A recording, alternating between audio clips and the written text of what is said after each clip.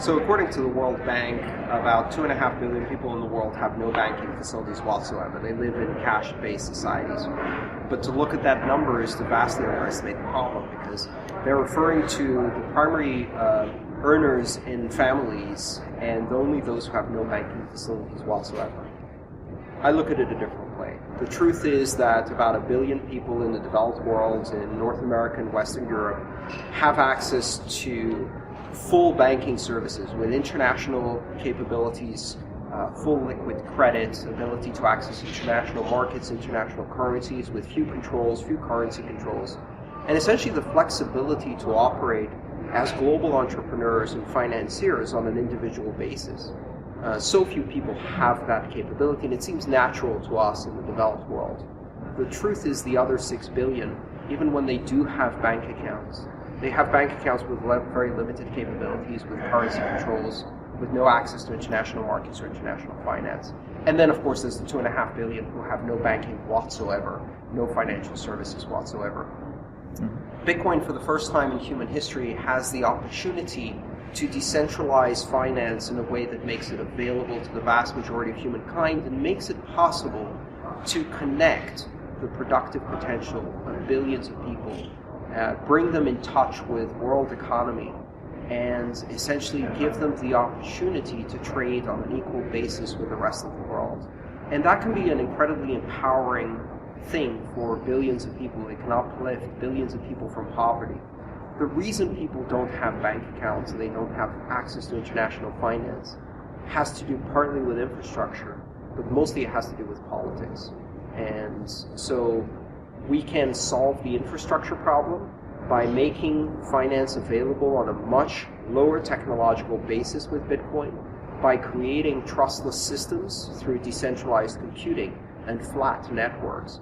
And that in itself is empowering.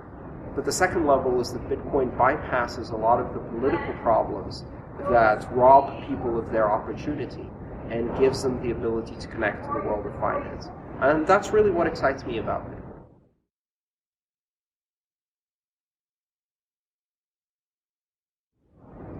I think that very few people in the current banking system are true evil sociopaths. The vast majority are people trying to make ends meet in these vast, anonymous, immoral, bureaucratic corporations that, through the structure of incentives, do massive evil across the world without any individual doing any evil themselves. They simply make basic decisions based on the incentive structures around them. But the sheer inertia of these large bureaucratic institutions create these perverse structures where it's far more profitable to do financialization with derivatives based on top of low interest or interest-free money from central banks. And essentially, corruption is embedded systemically across the board into all of these systems. You know, a lot of people focus on 2008 and the Great Heist, where trillions of dollars of value from around the world, from savers and mortgages and homeowners and pensioners, disappeared overnight. But that's missing the point, because a lot has happened since 2008 that really showed the depth of corruption and the instability of the world financial system. What's really shocking is that since then we've discovered that almost every single world market of importance, from the London interbank overnight rate, LIBOR, to the gold markets, to the derivative markets, to the hedge funds, to the precious metal markets, commodity markets, high-frequency trading, all of these markets are rigged.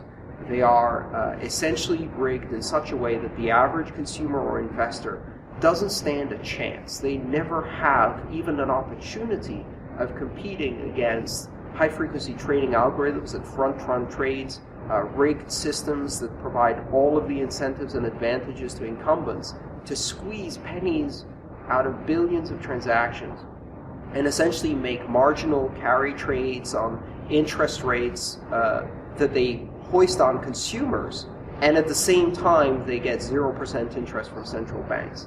Essentially, the entire system has become a massive wealth transfer system that strips the middle class of all of the gains they make through productive labor and enriches a parasitic class who have become richer and richer. This isn't, of course, about the 1%. It's about the 1% of the 1% of the 1% who have become so ridiculously enriched while essentially hollowing out the economies of developed nations by removing any profit incentive to do productive work, because it's so much more profitable to do parasitic rent-seeking activities. Most people who understand the financial system see it for what it is and understand that it's a system that is rigged top to bottom. It's not free market capitalism. It's not competitive capitalism. It's a complete perversion of those things because it creates a system where you win without producing value and you have no possibility of losing, ever. And essentially it just transfers wealth from the middle class to the rich.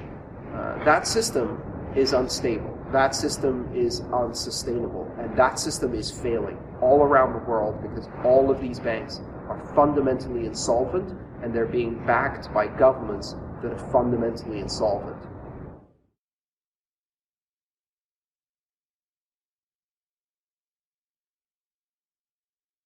So, I mean, there are different types of money laundering, and I think people need to understand the nuances of these things. There's money laundering that involves the large drug cartels and terrorist organizations and warlords buying armaments from illicit sources in order to create coups d'etats and civil wars and things like that. And that money laundering is financed almost entirely in dollars and almost entirely through the mainstream banking systems in a way that is completely above regulation. It cannot be touched by the regulators. And we've seen again and again when such scandals are unveiled, no one goes to jail, the fines don't even cover a week of profits, and essentially nothing happens. Then there's another kind of money laundering. This is the kind of money laundering where a poor farmer is trying to get a loan in order to buy some crops, or a young couple in Buenos Aires wants to buy an apartment. And in order to do that, they have to transfer money across borders. And their bank, that is essentially a protection racket, and their government, that is essentially a corrupt protection racket, want to take 50% of that money and make a cut. And that couple who wants to buy an apartment decides to bypass the traditional banking system so as not to allow their government and their bank to steal half their money in that transaction. Now, it's very comfortable to sit in a boardroom in a developed world and call that money laundering and call that evil. But in most of the world, that is survival. That is survival against parasitic governments that are out to steal from the middle class. That is the reality. And let's be honest, the vast majority of what we consider money laundering, the vast majority of flows that are bypassing the banking system are really about that. They're about people trying to survive in economies where the government is the enemy because they're stealing from you. So let's focus on what's real, because this is not about criminals using Bitcoin to do drug laundering. They use HSBC to do that.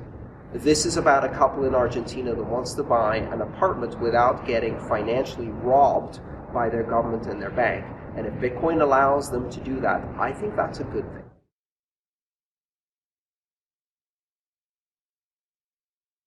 So, again, I think it's important to realize the difference that Bitcoin makes in the world of developing world, where government is not benign. Government is not representing the consent of the government. Government is a protection racket that exists solely for the purpose of extracting wealth from the population and enriching the few people who are in control.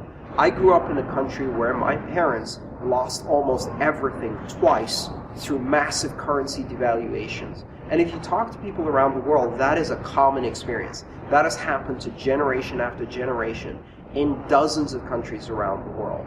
So when you try to talk to them about Bitcoin, you don't need to explain why Bitcoin. They already understand why. They want to know how you do Bitcoin, because their government is stealing from them with rampant hyperinflation. And in many cases, they're using that hyperinflation to fuel wars or to fuel the enrichment of an upper class in that country.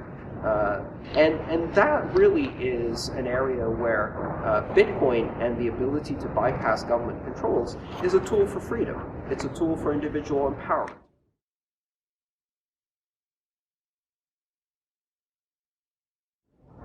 Bitcoin really is one monetary system built upon the blockchain technology. And in the case of Bitcoin, it's a system that has a fixed monetary supply with a predictable monetary issuance rate. And, when people say that Bitcoin isn't regulated, I find that amusing because Bitcoin is in fact regulated. It's regulated by algorithm. And regulation by algorithm is predictable, is deterministic, it removes uncertainty, it provides the ability to do long-term planning without the ability for anyone to corrupt the underlying money supply. And listen, if you don't like the monetary policy behind Bitcoin, there are many other altcoins that implement different monetary policies. The key to realize is that we have within the blockchain technology the ability to implement trusted, long-term monetary planning that is outside of the control of those who would corrupt it.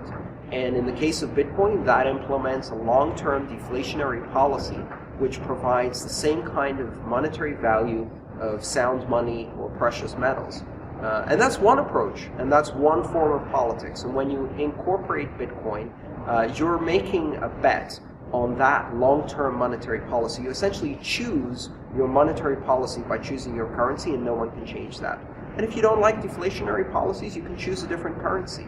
Now we have the ability to make these choices, and I think that's where the real promise of the blockchain technology lies. Not in any individual currency, which can express different types of monetary policies, but in the ability to have predictable monetary policies and give people the ability to choose them.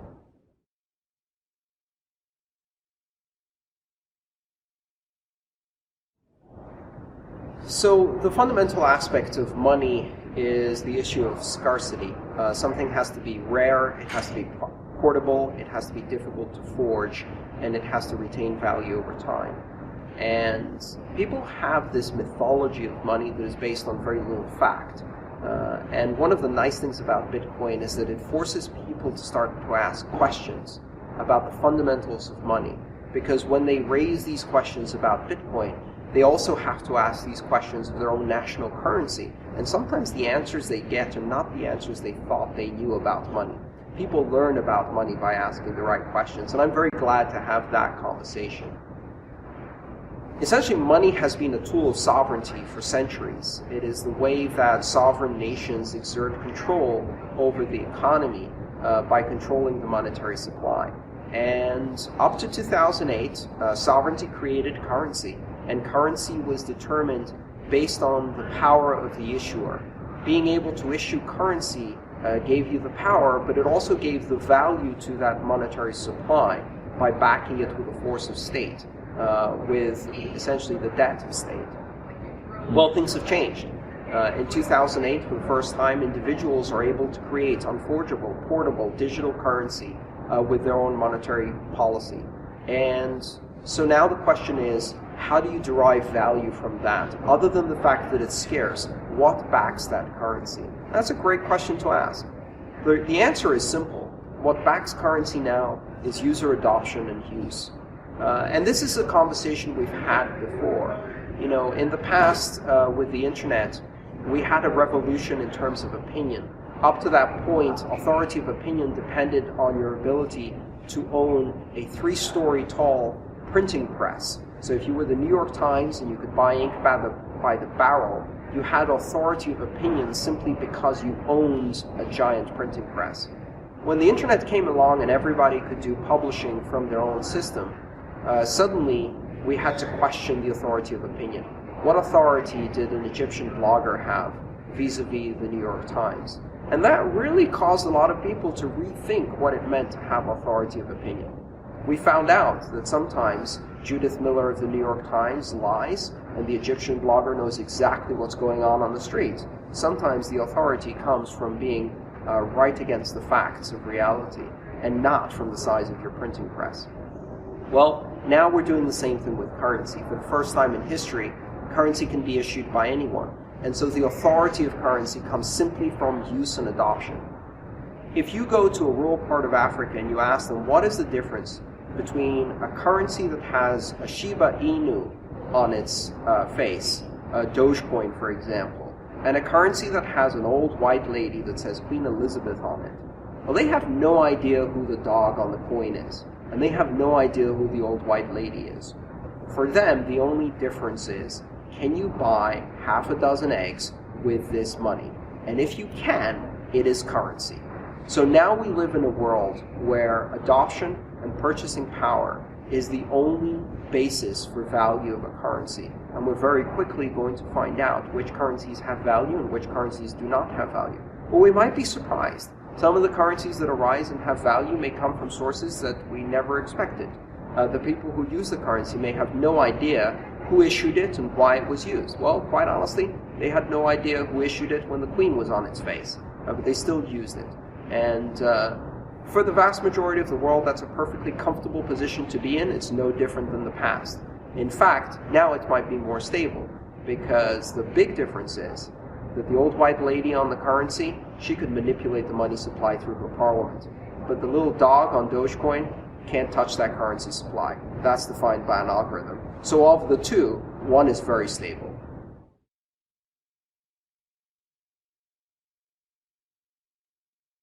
So last year, for the first time, we saw websites that allowed individuals through simple web forms to create cryptographic currencies, to create digital currencies, without any understanding of the underlying technology.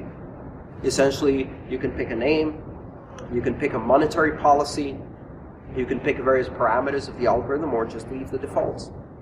And then you click submit, pay a small fee, maybe 10 millibits or 100 millibits, and 10 minutes later, you have a currency. You have a currency with the entire software stack necessary to do mining, and to generate and issue that currency, to trade that currency, to implement wallets. Within the next year, we're going to see those capabilities become completely free, so that any individual can do this. And then, I would expect that you're going to have a 5-year-old in a primary school create Joey coin to compete against the Maria coin and to issue currency. And this currency will have no value for anyone except for Joey and Maria, and it will have the value of popularity.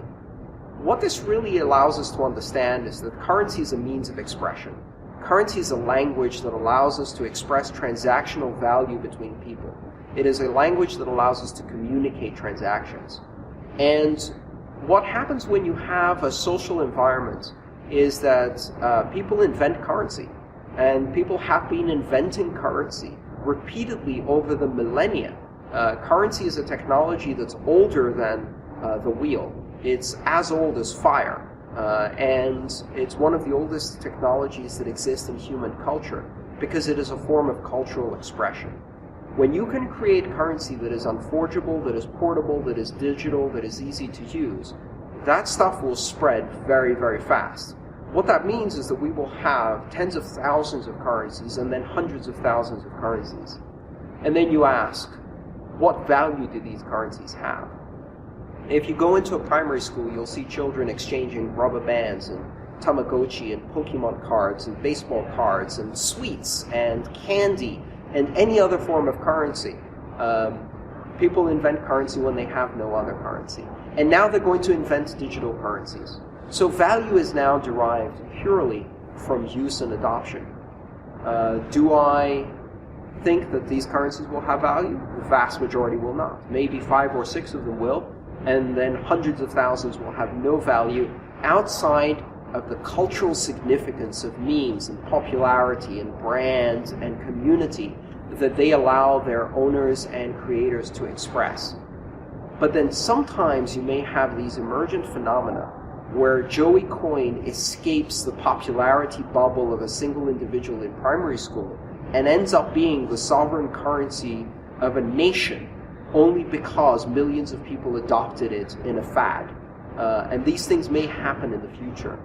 Just like a single individual in the internet age can create this iconic moment with a photograph, with a video, with a meme that spreads like wildfire across the world and creates a shared cultural understanding of the world that's new and spreads out of the control of anyone.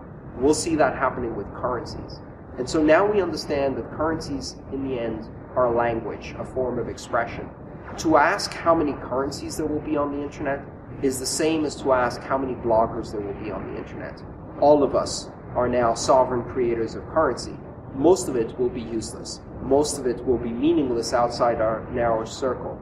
But some of it will break free and acquire monetary value through adoption. So this is a very interesting, brave new world we live in.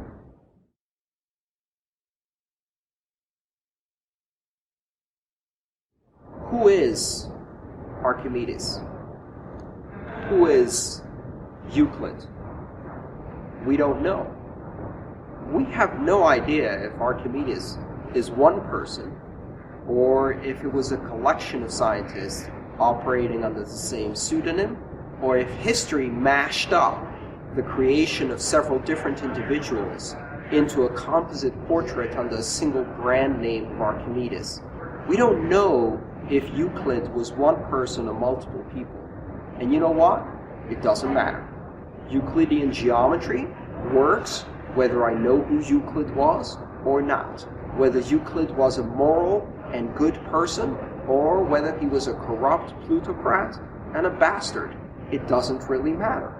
I can use Euclidean geometry to calculate the trajectory of an object through space with Newtonian mathematics. And I don't need to know if Newton was a nice guy or if Euclid was a nice guy. In fact, if they were guys or if they were groups of mathematicians, it doesn't matter. Because science and mathematics have essential truth that stands alone, irrespective of its inventors and irrespective of their motives. Well, Bitcoin is a system based on mathematical truths, and these mathematical truths stand alone. We can read the source code in Bitcoin and understand it, and it will be true whether Satoshi Nakamoto is a man, a woman, a collection of individuals, a government agency, or aliens from the future. It doesn't matter. People who do these conspiracy theories are trying to understand a decentralized currency with no controls at its center on the basis of a millennia-old paradigm of centralized institutions of trust, where in order to trust in the authority of the institution, you needed to understand both the motives and the power and authority of the people in control. No one is in control of Bitcoin. We are all in control of Bitcoin through a consensus mechanism. And therefore, neither the motives, nor the identity, nor the authority of the people behind the curtain matter, because there is no one behind the curtain. We are all determining the future of Bitcoin through the consensus mechanism and by understanding how the algorithm works.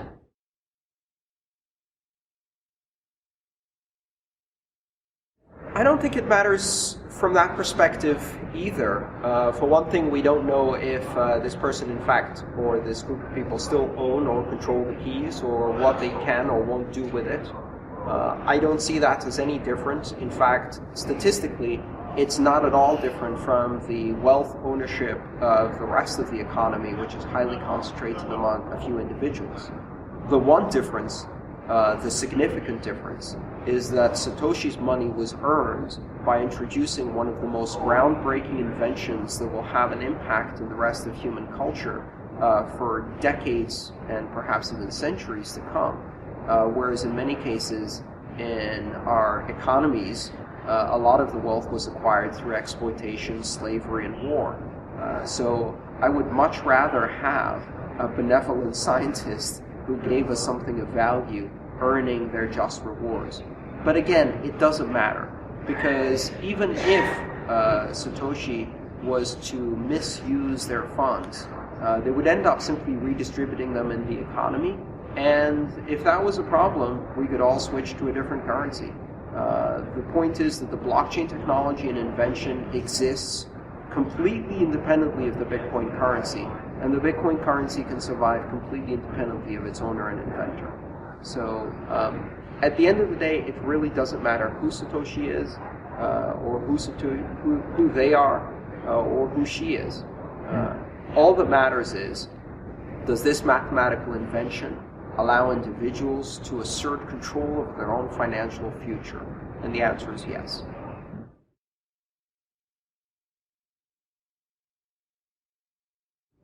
So there's this argument that mining is inefficient because it uses up a lot of electricity. But part of the reason this argument persists is because of two basic misunderstandings. The first is that mining scales independently of the use of the currency. We do not need more mining the more the currency is used. In fact, if mining becomes inefficient in terms of the cost of electricity, it's a self-regulating market that will adjust dynamically to discourage mining by making it unprofitable. Mining is already good enough to secure the network, and in fact it doesn't really need to scale unless it's profitable. And it's profitable only if it is efficient as a means of securing the network and delivering the value of the transactions. The second misunderstanding is that mining is about creating the currency. And it's not about creating the currency. Mining is about securing the network. Creating the currency is a side effect of mining. It's the reward and incentive system that makes mining viable as a security mechanism. But what mining does is it doesn't just replace the central bank and the Federal Reserve. It also replaces the guards, the guns, the trucks, the vaults, the buried treasures, the safe deposit boxes, the security systems, the alarm systems, the credit checking systems, the identity and fraud protection systems. Vast, enormous data centers that do number crunching and algorithms in order to figure out if there's fraud happening. Massive losses in the order of 5 to 10% of the entire payments network incurred every single year in terms of fraud that are considered part of doing business today. If you look at the big picture, mining, for the value it delivers in terms of securing the transaction of this novel payment system, if you look at it just as a payment system, mining is probably creating the most efficient, secure mechanism on a per transaction basis than any of the payment networks that have existed ever before. So mining may be creating one of the greenest payment networks we've ever had, because we can take the existing amount of mining and scale the payment system to encompass the entire economic activity without increasing the mining, and that will make it the greenest currency ever. And that's only with the existing form of mining. There are already half a dozen other mining algorithms that are more efficient and that allow you to distribute the mining from ASICs all the way down to CPUs in various forms of difficulty. We're still seeing tremendous innovation in this space. So I think it's very premature to both judge Bitcoin based on its current state and to misunderstand the function of mining and to assume it's just about currency issuance. Bitcoin is regulated. Bitcoin is regulated by algorithm. And when you have a decentralized system that challenges the very paradigm of centralized institutions, the natural, the simplest, the immediate solution to any of its problems is a centralized institution. And that solution is obvious, it's easy to implement, and it is wrong. Instead, what we should be looking at is not to centralize Bitcoin under centralized regulation, but to decentralize the controls and powers and to make regulation unnecessary. Regulation is a solution to centralized control over money, because centralized control over money corrupts those who have that control, and they need to be watched. And the entire edifice of regulation is an expression of the failure to decentralize control over money. Bitcoin decentralizes control over money, and therefore it will require a lot less regulation. Almost all of the failures we've seen in Bitcoin happen at the fringes, and they happen as expressions of centralized institutions that take custodial control over people's money, and those will fail. We've known this for 3,000 years. My ancestors in Greece talked about the corrupting influence of power, and nothing has changed in these 3,000 years. When you give control over massive amounts of money to a few individuals, they will take advantage of that control. So the question is, what is necessary in terms of regulation of Bitcoin? I find it ironic that the regulators who failed to control the great theft of 2008 and then failed again to control all of the rigged markets we've seen since, are now so interested in regulating a nascent cryptocurrency that in its very nature is able to support deregulated, decentralized control through algorithms, and essentially solves the problem of centralized control over money a much better way, by removing the control rather than by requiring layers of regulation. So what I hope to see is the regulators provide clarity. The truth is that regulation in the banking system is used as a competitive advantage by the banks. It's used to stifle competition because the banks can afford to spend tens of millions of dollars to create barriers to entry to any incumbent who's going to disrupt the existing system. The existing banking system is cozy, it's captured the regulators, it extracts enormous value from society without delivering anything in return, and it is parasitic in nature in most societies. And so the question is, do we need to regulate Bitcoin in order to wipe it out as competition against the banks? Or should we be regulating the banks and forcing them through compulsory licensing to support Bitcoin in order to, for the first time in history, provide competitive disruption to the banking industry that desperately needs to be disrupted competitively by a non-incumbent, because that edifice of corruption is now untouchable by regulators.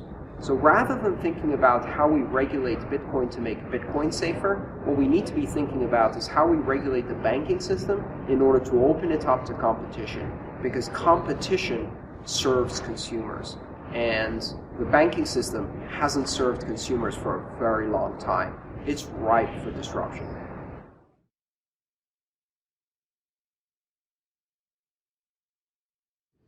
If you look at Bitcoin as money for the internet, you're seeing the surface layer. Bitcoin is money for the internet. It's probably the most efficient, cheapest, most secure mechanism for transmitting value across the internet. But that's missing the point. Bitcoin is a platform. It is the internet of money. And within it are a layer of protocols and APIs that allow you, for the first time ever, to programmatically control central bank issuance, monetary policy, transactional contracts, and currencies across the board. If you look at Bitcoin, you've got essentially a peer-to-peer transport mechanism that's very similar to IP. Within it, you have a transactional scripting language that's very similar to TCP.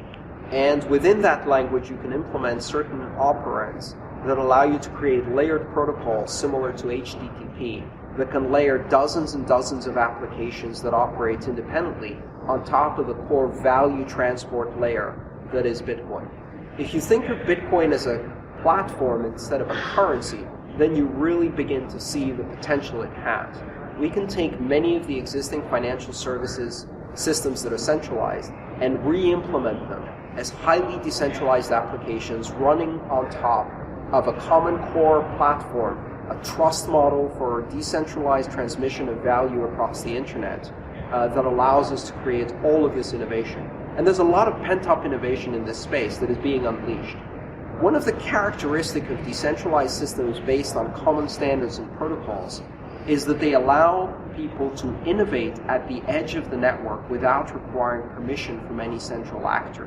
One of the failings of the central banking systems is that any non-incumbent who attempted to compete against the banks had to require permission in order to access their networks. And of course, that permission is never granted.